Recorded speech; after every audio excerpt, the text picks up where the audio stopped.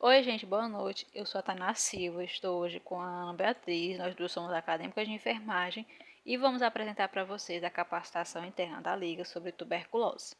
Inicialmente, eu vou trazer alguns aspectos gerais da doença. A tuberculose ela é considerada uma doença infecto-contagiosa porque ela é causada por um agente infeccioso, que é o Mycobacterium tuberculose, e porque ela pode ser transmitida de uma pessoa para outra através da transmissão aérea. Antigamente, essa doença era chamada de tísica e ela passou a ser conhecida a partir do século XIX como peste branca por conta do aumento do número de casos da doença.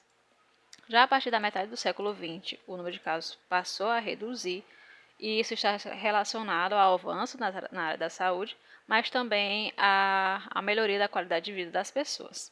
Já no início da década de 80, o número de casos voltou a aumentar, a crescer, e isso está relacionado ao fator de surgimento de casos de HIV. Já trazendo para 2020, estima-se que quase 10 milhões de pessoas no mundo foram acometidas pela tuberculose, sendo que a doença foi responsável por mais de 1 bilhão de óbitos entre as pessoas. Até 2019, a doença tuberculose era considerada a primeira causa de óbito por um único agente infeccioso, mas por conta da pandemia, desde 2020, essa classificação foi ultrapassada pela Covid-19, que é causada pelo coronavírus. E, além disso, cabe ressaltar que a tuberculose é uma doença que pode ser prevenida e que possui cura através do tratamento adequado. Mas o número de casos ainda prevalece porque a doença está relacionada com o fator de desigualdade social, além de que ela também contribui para a desigualdade. Oi, gente, tudo bem? Eu vou falar um pouco com vocês sobre a etiologia da doença. A tuberculose, ela pode ser causada por qualquer uma das 7 espécies que integram o complexo Mycobacterium tuberculosis, sendo elas descritas aqui a Mycobacterium tuberculosis, a bovis, a africano, canet, microte, pinnipede e caprai. Só que em questão de saúde pública, a espécie mais importante é a Mycobacterium tuberculosis, que também é conhecida como bacilo de Koch. Esse bacilo, ele é um bacilo álcool-ácido resistente, por apresentar uma parede celular constituída de ácidos micólicos e uma grande quantidade de lipídios, o que torna difícil a penetração dos corantes e também de outros produtos químicos em solução aquosa devido ao caráter hidrofóbico dessa membrana. Esse é um bacilo aeróbico e, por ser hidrofóbico, com baixa permeabilidade, ele reduz a efetividade da maioria dos antibióticos e facilita a sua sobrevida nos macrófagos. Aí aqui eu coloquei uma fotinho do bacilo e também mostrando a membrana dele. E agora falando um pouco sobre a transmissão, o Mycobacterium tuberculosis, ele é capaz de viver apenas nas pessoas. Essas bactérias, elas não são normalmente transmitidas por animais, por insetos, pelo solo ou então por outros objetos inanimados. Então, as pessoas são infectadas por tuberculose quase que exclusivamente ao respirar o ar contaminado por uma pessoa que tem a tuberculose ativa. Então, tocar em alguém que tem a doença não dissemina ela, porque as bactérias Mycobacterium tuberculosis, elas são transmitidas quase que exclusivamente pelo ar. E a transmissão, ela, como eu falei, é pelo ar de um doente, né, com a tuberculose ativa, e vai acontecer desse doente com tuberculose ativa sendo pulmonar ou laríngea. Essa pessoa que tem a tuberculose pulmonar ou laríngea se chama bacilífero, porque ela tem a baciloscopia positiva no escarro. E aí um bacilífero ele pode infectar de 10 a 15 pessoas por ano. E aí, indo aqui para esse slide que eu coloquei a transmissão do bacilo mesmo, as gotículas que são expelidas, né, pela gente, pelo doente, na verdade, são as gotículas de Pfeiffer. E aí, rapidamente, elas se tornam secas e se transformam em partículas menores. Essas partículas menores são chamados núcleos de Wells, que contêm de 1 a 2 bacilos, podendo manter eles em suspensão no ar por muitas horas. sendo capazes de alcançar os alvéolos, né, onde eles vão se multiplicar e provocar a chamada primo-infecção, né, a infecção primária. E uma coisa importante de citar é que o bacilo ele é sensível à luz solar. E a circulação de ar no ambiente vai possibilitar a dispersão dessas partículas infectantes. Por isso que é bacana que os ambientes eles sejam arejados e com uma luz natural direta, tá certo? E aí, voltando aqui para o slide, a probabilidade da transmissão vai depender de alguns aspectos, como, por exemplo, os fatores imunológicos do contato, né? Como é que está a imunidade dessa pessoa, os ambientes lotados, como é que lotados ou não, e também a duração desse contato. E aí o risco de transmissão da tuberculose, ela vai perdurar enquanto o paciente elimina os bacilos no escarro. Mas com o início do tratamento, a transmissão ela tende a diminuir gradativamente e em geral após 15 dias ela se encontra muito reduzida, tá certo? Agora falando sobre os sinais e sintomas que a pessoa acometida por tuberculose pode apresentar, a principal de todas é a tosse, que pode ser seca ou produtiva, acompanhada de expectoração purulenta, com ou sem a presença de sangue. Outro sintoma é a febre baixa, que normalmente surge ao final da tarde. Sudorese noturna, emagrecimento, que está associado à falta de apetite da pessoa, por conta do desconforto físico, pelas tosses também. O cansaço e fadiga, que está relacionado à fraqueza e dores no corpo também. E, além disso, a tuberculose pode acometer outros órgãos, no caso da tuberculose extrapulmonar, e apresentar sintomas diferentes desses. E para complementar essa parte dos sintomas, uma classificação importante quando se fala sobre tuberculose é o sintomático respiratório, que para considerar para a população geral, a gente pensa naquela pessoa que apresenta o sintoma de tosse por 3 semanas ou mais, no período de 3 semanas ou mais, como um sintomático respiratório para a tuberculose. Já quando a gente fala sobre pessoas privadas de liberdade e ou pessoas com diabetes, a gente já diminui esse tempo para 2 semanas ou mais, para que a gente considerar como um SR para a tuberculose, para que haja um diagnóstico precoce sobre essas pessoas acerca da tuberculose. Quando a gente pensa em pessoas vivendo em situação de rua, pessoas vivendo com HIV ou AIDS, indígenas e pessoas com necessidades decorrentes do uso de drogas, a gente já pensa sem esse quesito tempo. Independente do tempo do que a pessoa apresente o sintoma de tosse, já se deve investigar a doença. Agora eu vou falar para vocês sobre o diagnóstico. É dividido em clínico, diferencial, bacteriológico, o diagnóstico de imagem e outros. Começando pelo diagnóstico clínico. Bom, a tuberculose ela pode manifestar sobre diferentes apresentações clínicas relacionadas com o órgão acometido. Dessa forma, outros sinais e sintomas, além da tosse prolongada, elas podem ocorrer e devem ser valorizadas na investigação diagnóstica, de acordo com cada paciente. Na tuberculose pulmonar, os sinais, sintomas e as manifestações radiológicas dependem do tipo de apresentação da tuberculose, sendo as principais a forma primária, a pós-primária ou secundária e a miliar. Os sintomas clássicos, como a tosse persistente, a seca ou produtiva, febre vespertina, sudorese noturna e emagrecimento, podem ocorrer em qualquer uma das 3 apresentações, tá certo? E aí, na tuberculose pulmonar primária, normalmente ocorre em seguida ao primeiro contato do indivíduo com o bacilo, que são as crianças, normalmente. E as apresentações clínicas podem ser a irritação, a febre baixa, sudorese noturna e inapetência. A tuberculose pulmonar pós-primária ou secundária, ela pode acontecer em qualquer idade. Nela acontece uma reativação dos bacilos que já existiam ou então uma reinfecção por novos bacilos. E tem como característica principal a tosse seca ou produtiva, a febre vespertina, a sudorese noturna e o emagrecimento.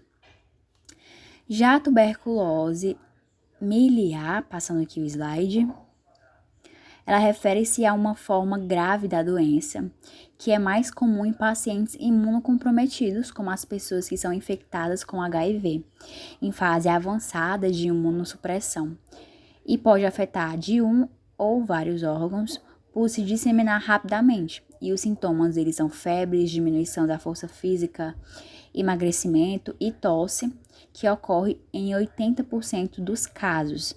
Aqui vocês veem as fotos que eu coloquei, aqui é um pulmão, tá? É a peça mesmo.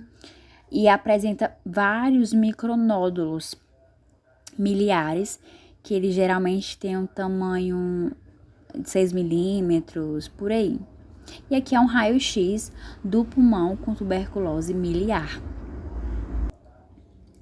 Passando aqui o slide, já na tuberculose extrapulmonar, as apresentações extrapulmonares da tuberculose, elas têm os sinais e os sintomas dependentes dos órgãos ou dos sistemas acometidos. E a ocorrência aumenta em pacientes que são co-infectados pelo HIV. E aí as principais formas diagnosticadas no nosso meio são, por exemplo, a tuberculose pleural, a ganglionar, a meningoencefálica, a pericárdica e a óssea. Começando aqui pela pleural, ela é a forma mais comum de tuberculose extrapulmonar em pessoas que não têm o HIV. Ela apresenta a tríade de astenia, a perda da força muscular, o emagrecimento e anorexia, com ocorrência em 70% dos pacientes e a tosse seca em 60%.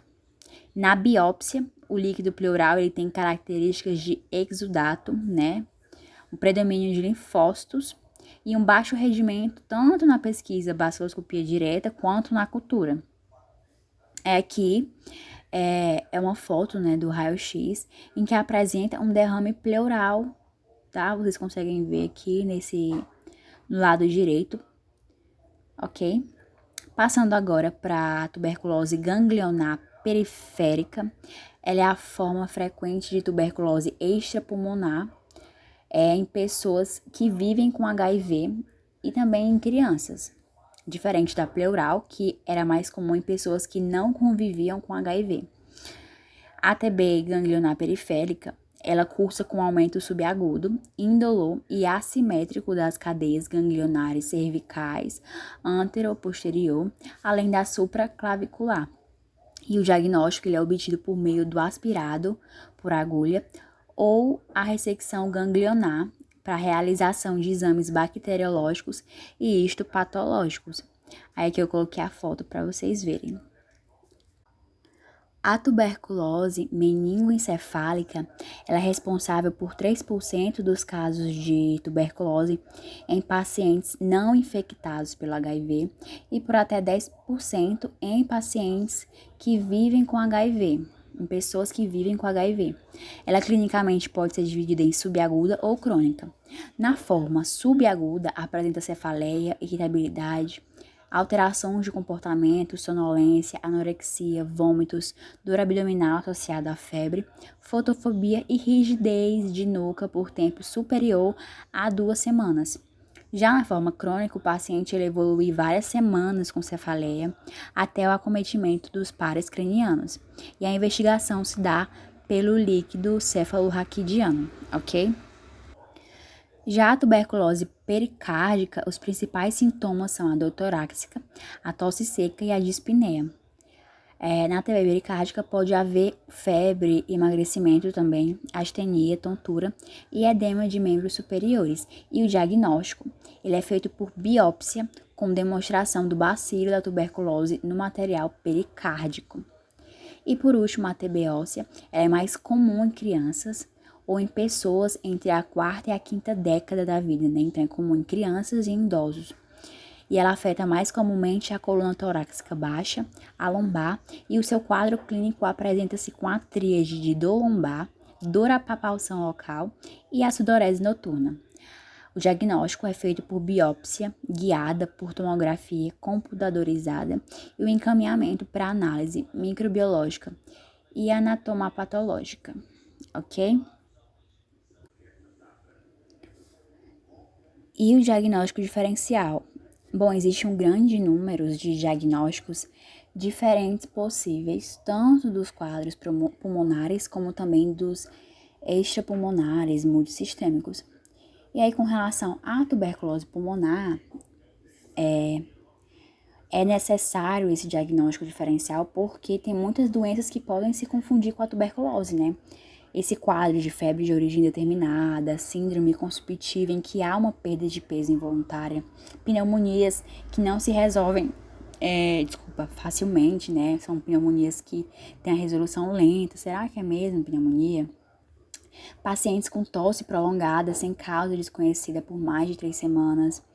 E aí você pode pensar em várias doenças, né? Como neoplasias, infecções fúngicas, micobacterioses, não tuberculosas, tuberculose e outras doenças bacterianas, ok? Partindo para o diagnóstico bacteriológico, ele é dividido em baciloscopia direta, o teste rápido molecular para tuberculose e a cultura para micobactéria. Começando pela baciloscopia direta, ela é uma pesquisa pelo bacilo álcool-ácido resistente, pelo método, que eu não sei falar o nome desse método, é Ziehl-Neelsen, que é o método de coloração. Esse teste, ele detecta de 60% a 80% de todos os casos pulmonares em adultos. Nas crianças, esse teste ele tem uma sensibilidade diminuída pela dificuldade de obter uma amostra de boa qualidade do escarro. E aí ela é indicada em pacientes sintomático respiratório, né, que a Tainá já explicou, em suspeita clínica ou radiológica de tuberculose pulmonar, independente do tempo de tosse, em pacientes com acompanhamento e controle de cura em caso de tuberculose pulmonar, né? Então quer dizer que durante o tratamento é feito ele também. E a coleta, passando aqui o slide, ela é feita em 2 momentos. O primeiro momento na consulta e o segundo momento no dia seguinte ao acordar. A coleta é feita nesse tipo de copinho aqui, ó, pote descartável. E aqui eu coloquei uma imagem para vocês verem, para ilustrar, né, como acontece essa coleta. Eu vou até ler aqui para vocês como fazer o exame de escarro em casa. Amanhã, ao acordar, pegue o pote e leve o mais próximo possível do seu rosto. Respire fundo, né? Você ensina o paciente esses passos a passos que ele deve inspirar profundamente, né? Fazer uma força mesmo para colocar uma quantidade boa do fundo do pulmão mesmo, boa de catarro, né? De escarro no copo. E aí escarra o catarro dentro do pote, faça isso pelo menos 3 vezes até o pote alcançar 2 dedos e leve o pote tampado no mesmo dia ao posto de saúde. Eles irão descobrir se você tem ou não os bacilos da tuberculose. E aí, nos casos em que houver indícios clínicos e radiológicos de suspeita de tuberculose e as 2 amostras de diagnóstico apresentarem resultado negativo, podem ser solicitadas amostras adicionais. A baciloscopia positiva e o quadro clínico compatível com tuberculose, eles fecham o diagnóstico e autorizam o início do tratamento da tuberculose. Passando aqui o slide, eu coloquei para vocês a leitura e a interpretação dos resultados de baciloscopia de escarro. Depois vocês podem dar uma olhadinha. E agora o teste rápido molecular para tuberculose. Esse teste, ele detecta simultaneamente o Mycobacterium tuberculosis e também a resistência à rifampicina, diretamente no escarro, utilizando a técnica de reação em cadeia de polimerase, né, que é o PCR, e possui um resultado em até 2 horas. As amostras recomendadas são as de escarro induzido, o lavado broncoalveolar, lavado gástrico, líquor e gânglios linfáticos e outros tecidos. Esse teste, ele tem uma sensibilidade maior que a da baciloscopia, né? O teste da baciloscopia, ele tem 65%, enquanto o teste rápido, ele tem 92% de sensibilidade. E aí, esse teste ele é indicado em casos de diagnóstico de tuberculose pulmonar e laríngea em adultos e adolescentes, e diagnóstico de tuberculose extrapulmonar também, e a triagem de resistência à rifampicina, tanto nos casos de retratamento ou então nos casos de suspeita de falência do tratamento. E aqui eu coloquei também um quadro em que mostra os resultados possíveis para esse teste, que depois vocês podem dar uma lida. E para finalizar, o último teste bacteriológico, cultura. Os métodos para cultura de micobactérias, elas utilizam a semeadura da amostra em meios de cultura sólidos e líquidos.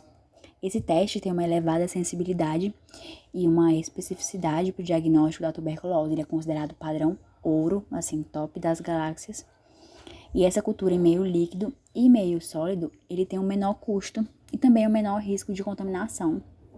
O resultado ele sai entre 14 a 30 dias, podendo ir até 8 semanas. E também testa a sensibilidade para os fármacos streptomicina, isoniazida, rifampicina, etambutol e pirazinamida, ok? E aqui a definição de caso de tuberculose, seguindo o critério bacteriológico, é que toda pessoa que, independente da forma clínica, sinais e sintomas, apresentar pelo menos uma amostra positiva de baciloscopia ou de cultura do teste rápido. Já o critério clínico é que toda pessoa com sinais e sintomas sugestivos de tuberculose, que não atendeu ao critério bacteriológico, os testes bacteriológicos, mas apresentou sim resultados de exames de imagem ou histológicos sugestivos, ok? Ok? E ainda agora para o diagnóstico por imagem, lembrando que tem vários testes de imagem, mas o mais famoso, o mais usado é o raio-x mesmo, e é deles que eu vou falar para vocês. Dentre os métodos de imagem, a radiografia de tórax ele é o de escolha, tanto na avaliação inicial como no acompanhamento da tuberculose pulmonar. Nela podem ser observados vários padrões radiológicos no exame, que são sugestivos de atividade da doença, como as cavidades, nódulos, como a gente viu na miliar, consolidações, massas, processo intersticial, derrame pleural, como a gente viu na tuberculose pleural, e o alargamento de mediastino. Esse exame deve ser solicitado para todo paciente com suspeita de tuberculose pulmonar e ele deve ser associado aos exames laboratoriais, baciloscopia, cultura, o teste rápido molecular. E o objetivo é excluir outra doença pulmonar associada, partindo aí para o diagnóstico diferencial, e avaliar a extensão do acometimento e também a evolução radiológica durante o tratamento, já que ele é um exame, feito também durante o tratamento, avaliado, etc. Aí aqui eu coloquei uma classificação dos achados radiológicos da tuberculose, em que tem as classificações, e os achados, que vocês podem ler depois também. E agora, partindo para os outros tipos de diagnóstico, eu coloquei aqui o diagnóstico histopatológico.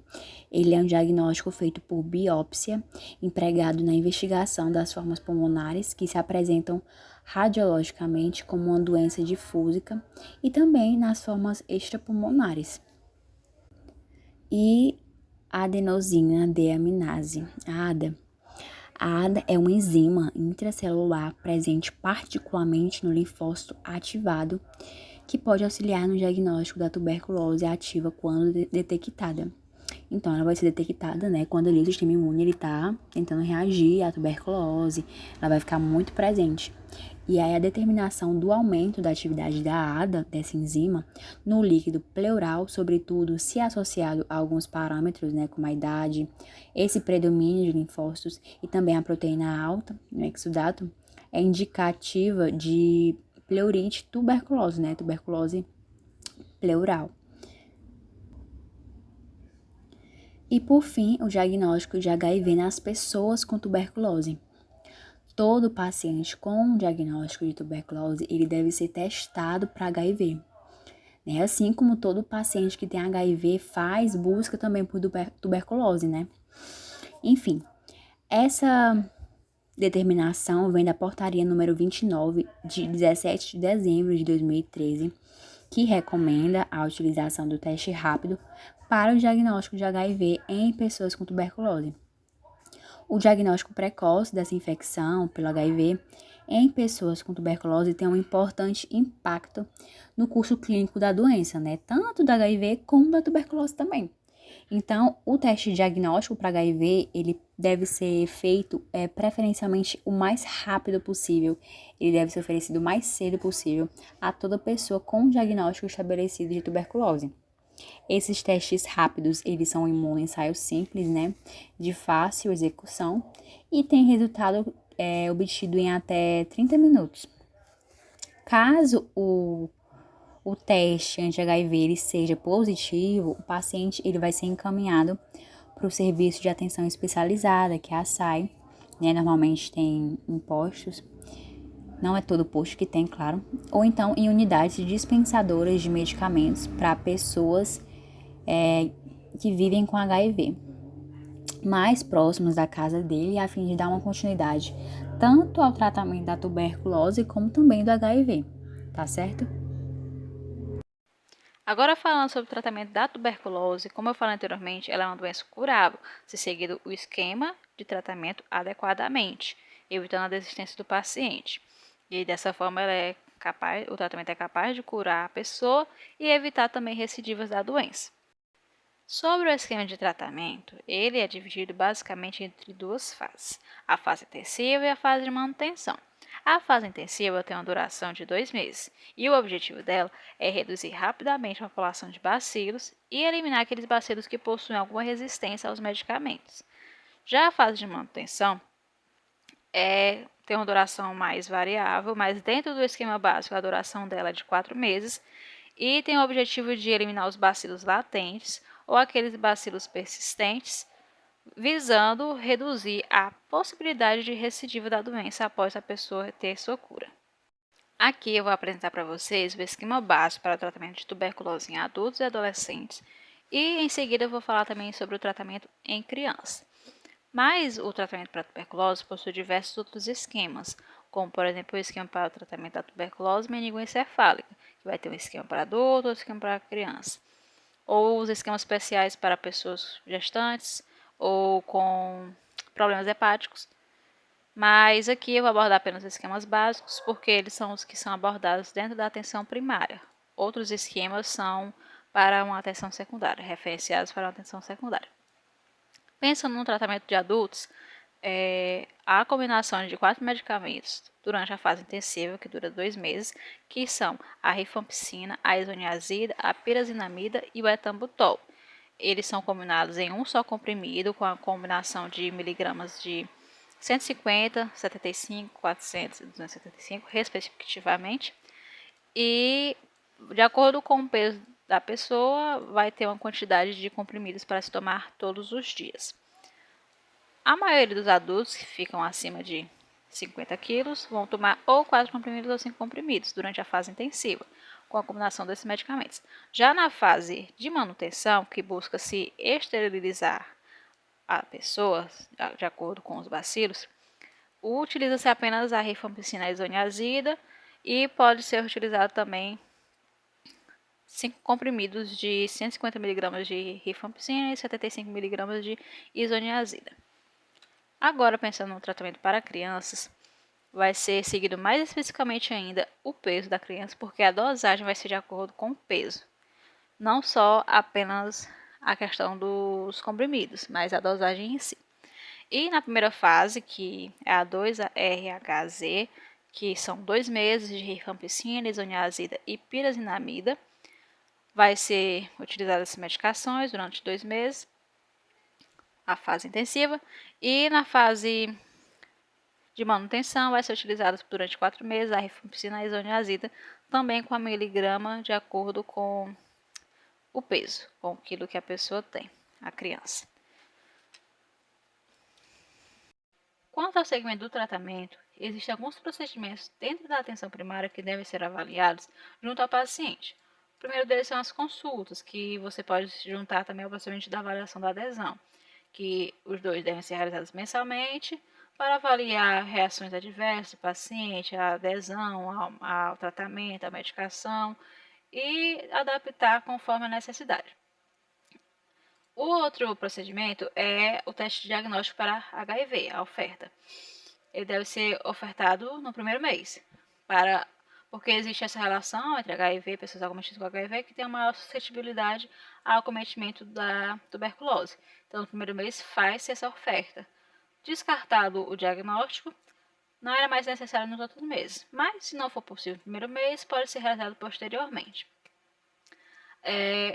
Também deve ser avaliado mensalmente as baciloscopias de controle, que é para saber realmente se a pessoa deixou de ser uma pessoa transmissível, se está reduzindo a quantidade de bacilos e se a pessoa está tendo um segmento do tratamento realmente corretamente, se ela não vai ter uma recidiva ali de baciloscopia positiva durante a fase de manutenção. Outro procedimento é a radiografia de tórax, que é um exame complementar, deve ser realizado no segundo mês e no sexto mês para critérios de alta. E também no primeiro mês, assim como o teste de HIV, há o teste de glicemia, de função hepática e renal, que é para avaliar se a pessoa tem a necessidade de adaptar o tratamento de alguma forma para o seu tratamento. E pode se repetir também em outros meses durante o tratamento, dependendo do critério médico.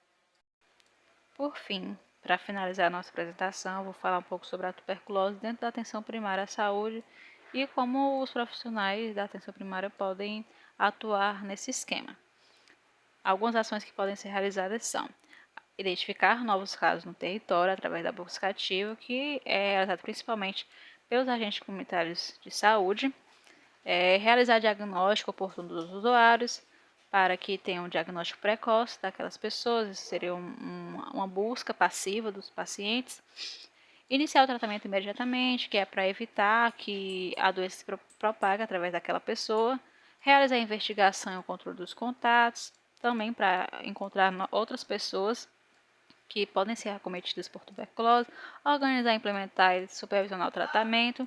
Participar da construção de estratégias que visem fortalecer a comunicação entre os níveis de atenção e participar da construção de planos compartilhados para o cuidado com a rede intersetorial. Então, a atenção primária, os profissionais de atenção primária podem atuar dentro de todas as fases para o tratamento e acompanhamento, controle da tuberculose. Finalmente, as nossas referências, nós utilizamos a Cartilha para o Agente Comunitário de Saúde, o Manual de Recomendações para o Controle da Tuberculose no Brasil e o Guia para a Tuberculose na Atenção Primária à Saúde para aplicar dentro do nosso contexto de atuação. E todas essas referências são do Ministério da Saúde. Então, eu agradeço a atenção de vocês, a compreensão também para que a gente mudasse o formato da nossa apresentação. E é isso, eu peço que vocês respondam formas para complementar o nosso estudo. Obrigada e até mais.